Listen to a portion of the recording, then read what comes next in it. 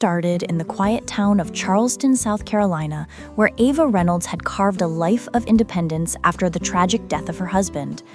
Widowed at 29, Ava had sworn off love and intimacy, convinced that no man could ever fill the void her late husband left. Her days were spent managing her boutique and volunteering at the local charity, while her nights were filled with solitary walks along the harbor, the soft waves whispering secrets of the past. She was known in the town for her beauty and poise, tall, dark-haired, with eyes that hinted at both sorrow and strength. Men approached her often, but she politely rebuffed each one, reminding herself that vulnerability was a luxury she no longer could afford. That was until he came. His name was Lucas Grant, a real estate mogul from New York City, in town to handle an inheritance dispute over some old family property. Lucas was a man who commanded attention, even when he tried to blend into the background. Tall, broad-shouldered, with eyes like storm clouds, he exuded a quiet danger that drew people toward him, whether they wanted it or not. From the moment he set foot into Ava's boutique, she felt it. An unusual heat pooling in her chest, a disquieting tension in the air. "I need some advice," Lucas said, his voice low and smooth as he scanned the boutique. "Something tells me you're the woman to help me." Ava raised an eyebrow but maintained her composure. "I help with clothes, not legal disputes." He smiled, a small, knowing curve of his lips that made her heart skip. "I meant with life choices, style, taste, navigating Charleston society without stepping on toes." Against her better judgment, Ava found herself offering assistance, showing him local landmarks, introducing him to the right people, and even sharing her favorite quiet cafes. With every encounter, Lucas's presence became more magnetic, more impossible to ignore. But she reminded herself he was temporary, a distraction at best. Their first evening together changed everything. Lucas had invited her to a charity gala under the pretense of needing company. Ava had declined at first, but the subtle insistence in his eyes, the warmth of his hand when he brushed against hers, had coaxed her into agreeing.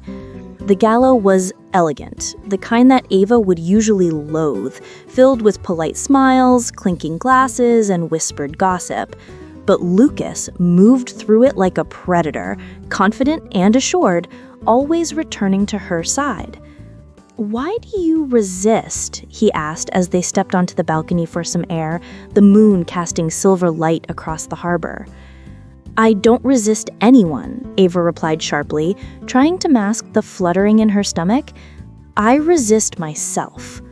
He studied her for a long moment, then stepped closer, so close that she could feel the warmth radiating from him. "You don't have to resist me," he murmured, his voice a low rumble. "Not tonight." Ava's heart raced, but she shook her head, reminding herself of her vow. "I won't." The words died on her lips as he leaned in, brushing his lips against hers with a deliberate intensity that left her breathless. It wasn't just a kiss. It was an intrusion into her defenses, a claim on her body she had long guarded.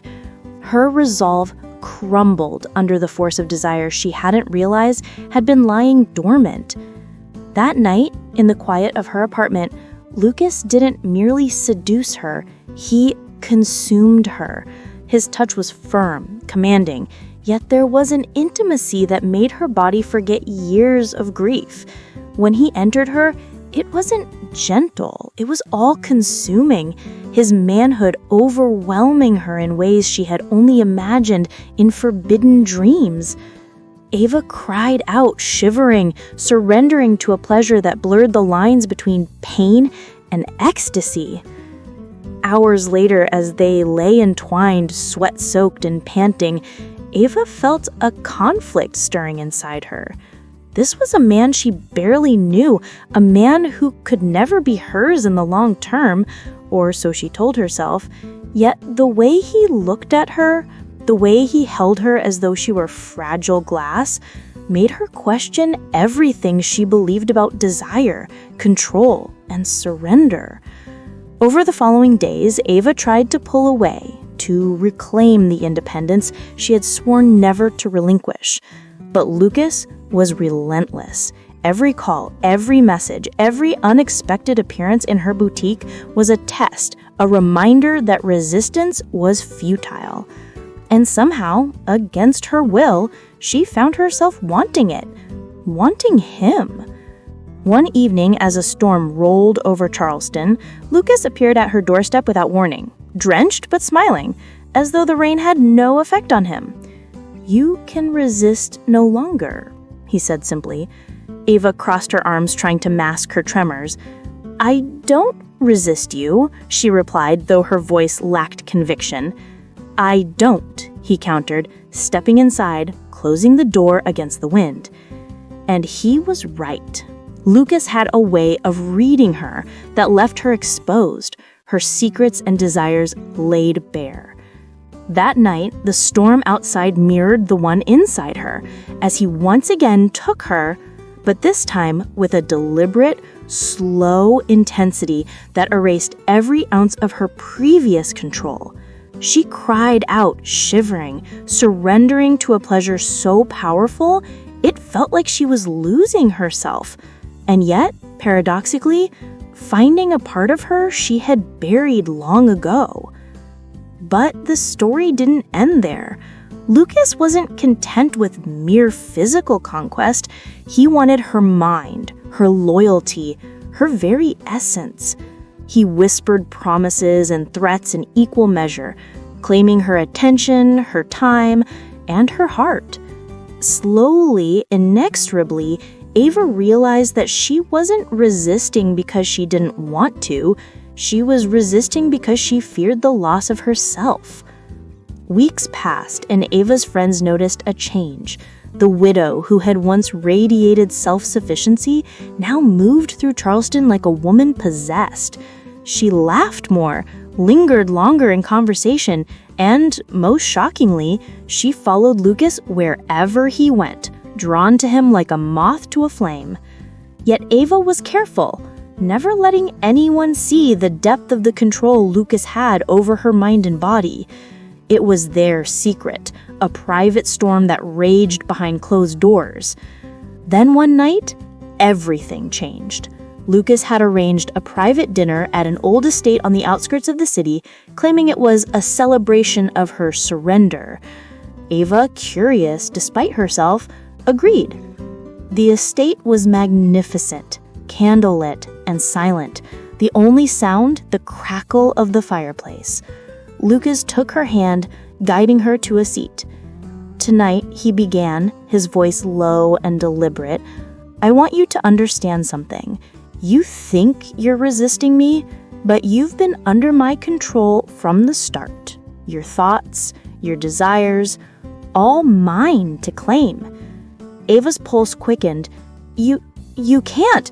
He silenced her with a finger to her lips, his eyes dark with intensity. "I already have. And tonight, I want to show you just how complete it is."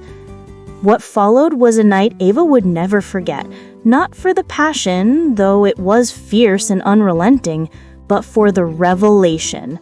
Lucas didn't merely claim her body, he orchestrated a game, a psychological seduction so precise that Ava realized she had surrendered not out of lust alone, but because she wanted to. She wanted him. The widow who had sworn she'd resist had been undone by desire she hadn't admitted even to herself. The twist came the next morning.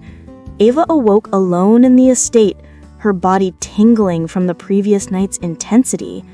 Confused and breathless, she found a note tucked under her pillow. "You are free, but only if you choose to be. I don't hold you. I merely gave you what you already desired. Choose wisely, Ava." It was then that Ava understood. Lucas's control wasn't supernatural, nor was it coercive. He had simply shown her the truth she had buried beneath grief and pride. She had thought she was resisting, but the truth was she had been waiting for someone, for a force, for a passion that would awaken her fully. And now, faced with the choice, she realized she didn't want freedom from him at all. She smiled, a slow, triumphant curve of her lips. The widow who had sworn she'd resist was no longer a prisoner of her past. She was a woman reborn, and she wanted Lucas more than ever. By the time he returned that afternoon carrying a bouquet of wildflowers, Ava was ready. She met him at the door, eyes blazing with desire and resolve. "I choose you," she whispered, her voice steady. "Not Because you control me, but because I want to be yours." Lucas smiled, the storm in his eyes softening into warmth. "I've never doubted it for a second." From that day forward, Ava and Lucas moved as one, a perfect storm of passion, power, and undeniable connection. She had resisted, she had fought, and yet in the end, she had surrendered, not to his manhood alone, but to the awakening of her own desires and the courage to claim them. And in Charleston, where whispers of widows and heartthrobs traveled fast, no one could have guessed that the fiercely independent Ava Reynolds had finally found a master of her mind and a lover of her soul, hidden in plain sight all along.